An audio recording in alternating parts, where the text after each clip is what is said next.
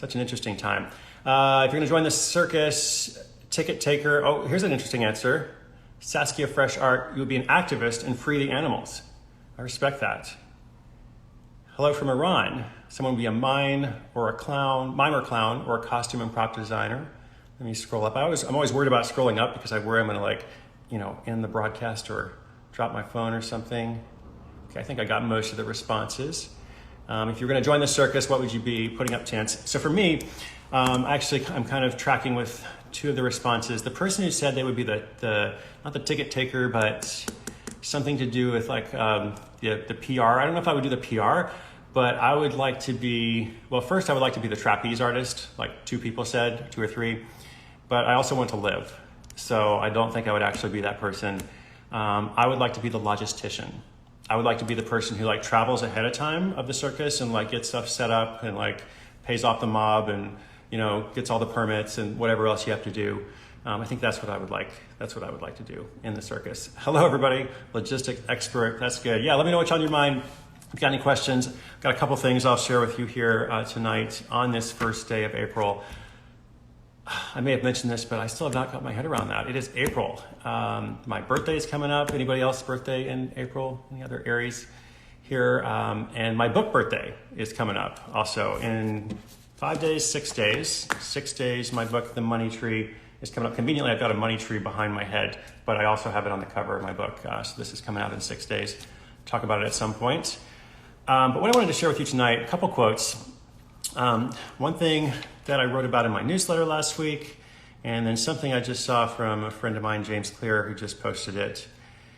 So I guess first of all, let me back up for a second. I've been thinking a lot about reframing and regrouping. Oh, April 2nd in New Zealand. Hey, I've been thinking about reframing and regrouping, and I mentioned before how I'm trying to see this time as an opportunity just, for my own stuff, because I was getting ready to go on a 40-city book tour. Next week, I was supposed to be in San Francisco, LA, San Diego, Denver, and Portland, I believe, and then on to New York the week after. But I don't even need to know that itinerary because it's not happening. So I was trying to regroup and say, okay, what else can I do? And I do have a vision. My vision is going to be to show up, basically, like I'm doing here and in other places. I am excited about it, but today, I just to be honest and transparent, I got a little bit discouraged because there's just various issues, and my problems are the smallest problems in the world compared to what a lot of people are going through. I realize that. But I also think if you're out there and you're having some difficulty, you don't have to minimize that, right? Your troubles are still your troubles. They don't necessarily compare to other people's. So for me, it was okay, the book is coming out next week and we've got problems with the publisher's warehouse. Not sure what's going to happen with that. Amazon is kind of a mess right now. In some ways, good ways, because they're prioritizing, medical shipments. 100% support that. But in other ways, they've also made a lot of changes to the algorithm, and it's kind of unclear when people get books. And the average person doesn't want to wait a month to get a book. So this is just kind of wearing me down. You spend a year working on something, and you want to really support it well. So I'm sure I will get it back. But I just wanted to point out that it's good to stay positive, but you also get down sometimes. You kind of go back, etc. Anyway, let me know what's on your mind. I've got 2 quotes to share with you in a moment. I want to see what everybody said here.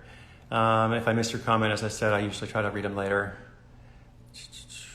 Here's a good question. There is it Mirror Booth? Sorry if I'm saying that wrong. There's something I wanted to ask, how to balance the search for money with the freedom of living the life you want to live. Sometimes it seems to me so hard to balance it. Great question. I think people are in different places, and you might be in a different place at different points in your life. So there are seasons. And if you are struggling, which I know a lot of people are struggling right now, they've lost their jobs, their business is greatly diminished, and you need money, then it's okay to say, I need money. It's okay to say, what can I do to solve this problem? What you need to solve your problem is money. I think that's all right. We don't always have to put some higher level thing to it. But in the long term, if you're not in that place of desperation, then it's still good, to make money for all kinds of reasons. You can make money by helping people. You can make something that has value and builds security for yourself. I talk about this all the time on Side Hustle School. But ultimately, I think most people recognize that the money has to be connected. The reason you're making the money is to have the freedom, right? The reason you're making the money is to have the ability to do whatever is important to you. You know, for a long time, I said that for me it was the ability to travel, which I don't have right now, just as nobody does. But I kind of thought about this a lot when I was on that quest to go to every country in the world, because the first half of that quest, that whole project for 11 years was totally private. I didn't have any public profile. I wasn't like trying to like make a name or sell anything. And the second half, like all of a sudden I'm building a blog and people are following, and it was really cool in lots of ways, but it also added this interesting element of like, oh, there was an opportunity that would bring in more money to do something, but I was already scheduled to go to like Azerbaijan, you know, what do I do essentially? So I had to kind of navigate that point of balance. But I think the key point is like, why do you make the money? You make it so you can have, you know, the life that you want to have, to provide for yourself, for others, if you need to provide for others, etc. But ultimately you want freedom. Like freedom is the goal. Freedom is the goal. The pathway is, you know, whatever project you're doing or whatever kind of work you're doing. Let's see here, just gonna scroll down. Hi everybody, I wanna read a couple of quotes here. Chris Ray asked, what are some opportunities you see untapped during this time? I'm gonna do a whole stream just on that topic. So I'm gonna hold that because I'm compiling a list, and I'm also gonna begin this new series. This part is just kind of like, let's chat, let's talk about what's going on in life or whatever. I'm going to begin a new one that is a little bit more structured with some teaching, presentation. That'll be on a different platform, but I'll talk about it here. It'll also be completely free, of course. So what I wanted to share, I got on this topic by talking about how I was, you know, trying to figure out how I feel about stuff. Here's the quote, and this is from Carlos Castaneda, and the quote is, "The trick is in what one emphasizes." One more time. The trick is in what one emphasizes. We can either make ourselves miserable or we make ourselves happy. The amount of work is the same. So you make yourself miserable, you make yourself happy. It takes about the same effort. I think one of the ways you make yourself miserable, at least speaking from personal experience, is by focusing on something you can't control and trying to change something that you can't control. So the great news is everybody out there has a wonderful opportunity to practice letting go of things that they can't control right now. And this is true for everyone who's watching, I'm sure, in different ways, and for pretty much everybody in the world in some way, which we've never been in a time, you know, like that before. So great opportunity to practice letting go of things you can't control, like that issue with the warehouse and my books and what Amazon does and all that stuff. Make myself miserable or make myself happy. And I don't think it's just about, let me know if you have any thoughts on this, by the way. This is always meant to be a collaborative conversation. Awesome. Somebody asked what my favorite book is. I'll try to remember to come back to that. Yes, remind me if I forget. Oh yes, so it's not so much in just always being positive. I do think it's okay to like work on what you can control, then you work as hard as you can. What you can control, you do try to be productive. You do try to it's the where much is given, much is required, great power, great responsibility. I think about that every day. I'm like, I get the opportunity to talk to amazing people. I get the opportunity to write books that, you know, at least, you know, more than 10 people in the world care about, which is rare. I know it's rare. I don't take it for granted. So I do try to work, you know, to protect that because it's important to me. So that's within my control, at least parts of it. So that's what I focus on, and whenever possible, I try to let go of the other stuff because it's just, you know, it's just going to make you miserable. And I know that you've heard this before. You're probably going to hear it again from me, from other people. I tell myself this. This is kind of like a self-dialogue every day of, you know, Chris, what are you going to try to control stuff that you can't? Because if so, it's not going to make you happy. Or are you going to focus on what's within your control? All right, we're gonna go about 5 more minutes. If you got any other comments or questions, let me know. And someone says, John Ruda, other than your books, what's your favorite book? Well, I wouldn't say my books are my favorite book. That would be pretty weird, right? If an author, could you imagine if you ask an author, like, what's your favorite book? And they're like, mine, actually, it's really the best, you know, the best book ever. So no, I wouldn't say that about mine. What is my favorite? I don't know if I have a single favorite because I try to read pretty widely. I read a lot of different stuff. Mostly read fiction these days. I don't read a lot of nonfiction how-to because that's usually my genre. That's usually what I'm writing in, although this new book is different. So I don't want to be influenced so much by what other people are doing. Other people are doing really great stuff, but I just kind of want to stay in my own lane for that. So recently I've been reading this sci-fi trilogy called The Three-Body Problem, which is really interesting. It's a 1,000-page trilogy up almost to the end of it. And it's been just fascinating. It was actually blurbed by Barack Obama, and I was like, okay, Barack Obama blurbs a science fiction book. I'm curious about that. One of my favorite books is Man's Search for Meaning, which is very applicable during this time, especially in terms of like what is within our control and what is not. I like Haruki Murakami. I like a lot of his work. A Wild Sheep Chase would be my favorite. I'll mention a few other books, perhaps in another episode. Your books are inspiring. Thank you so much for saying that. That's very kind. The books that have influenced you the most in the past 5 years. Let me come back to that as well. Do I meditate? No, I'm not good at it.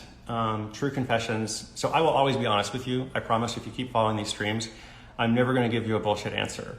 Okay? And I have tried to start doing this in interviews because I do a lot of interviews, and it's very common to get, like, you get a question and you just answer immediately because, you know, you've been given this answer before, or it seems like this is the answer you're supposed to give. And I have just started kind of pausing a little bit if I'm not sure what the answer is.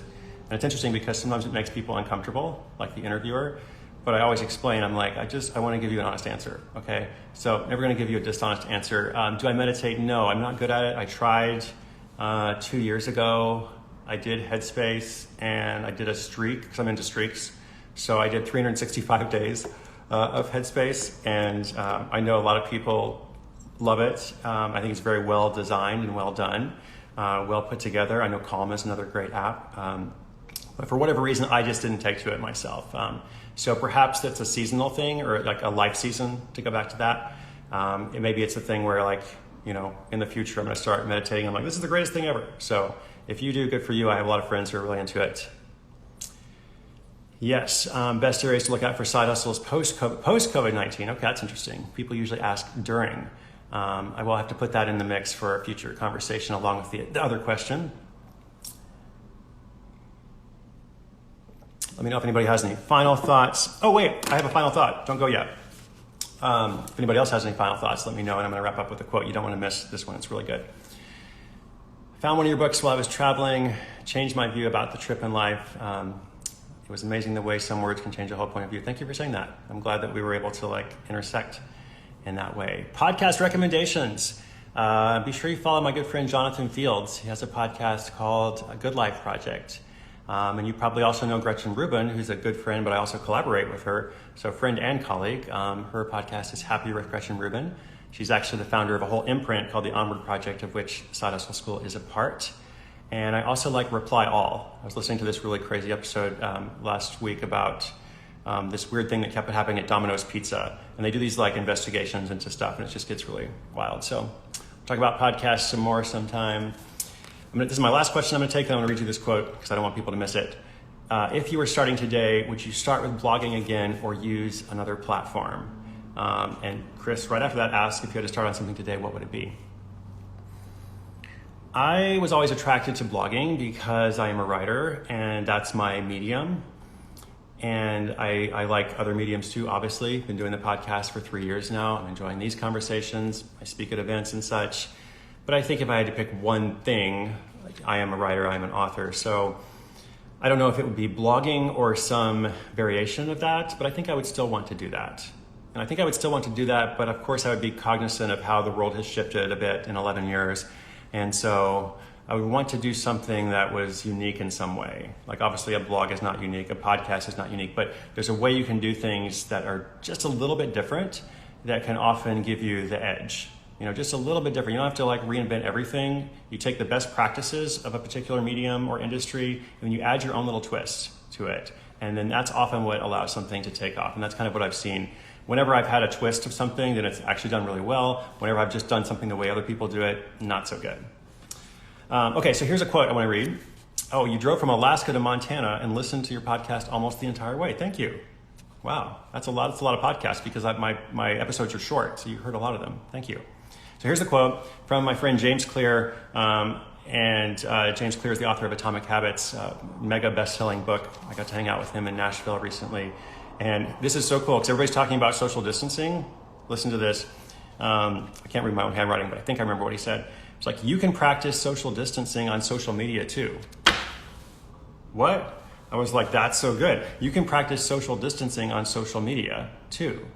And I think he went on a little bit, you can stay away from people infected with negativity. You can practice social distancing on social media. You can stay away from people who are infected with negativity. Man, life is short. Don't you want to surround yourself with people who believe in your dreams? I thought that was really cool. So if you're, encountering something that you're just not vibing with, if your friend is really negative all the time, they can still be your friend, but it's also okay to, mute them. They won't know. Maybe if you unfollow them, they'd know, but there are more important things in life. So social distancing and social media. Everybody take care of yourself. Thank you so much for joining in. I'm going to do this every day. I hope to see you tomorrow. You're all amazing. Take care of yourself and check on somebody else. All right. Bye for now.